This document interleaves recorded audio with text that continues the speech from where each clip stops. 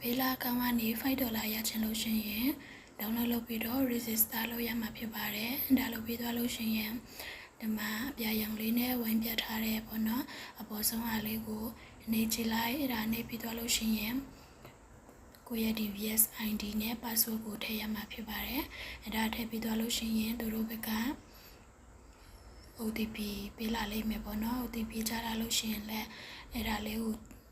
ထည့်ပြီးတော့သစင်းသွားရမှာဖြစ်ပါတယ်သစင်းသွားပြီးလို့ရှိရင် ID အသစ်နဲ့ password တစ်တောင်းလို့ရှိရင်ထည့်ပေးရမှာဖြစ်ပါတယ်ဒါလေးထည့်ပြီးတော့မှန်ချစ်လေးချစ်ပြီးတော့သစင်းသွားရမယ် Gmail account မှာသူတို့စာပို့လာလိမ့်မယ်ကိုနံပါတ်ပို့ပေးလာလိမ့်မယ်အဲ့ဒါပြီးသွားလို့ရှိရင်မြတ်ထိုးထားတယ်ပေါ့နော်အတိုင်းအဲ့ဒါလေးနေကြည့်လိုက်လို့ရှိရင်ပြရောင်နဲ့ဝိုင်းပြထားတဲ့အားလေးပေါ်လာလိမ့်မယ်ဒါပြီးသွားလို့ရှိရင်သူတို့ကဒီကိုနံပါတ်ပေးထားတယ်ဆိုတော့ comment မှာရေးပေးထားမယ်ပေါ့နော်အဲ့ဒါထည့်ပြီးသွားလို့ရှိရင်ဒီပိတ်စံ$5ကိုအကောင့်ထဲဝင်လာမှာဖြစ်ပါတယ်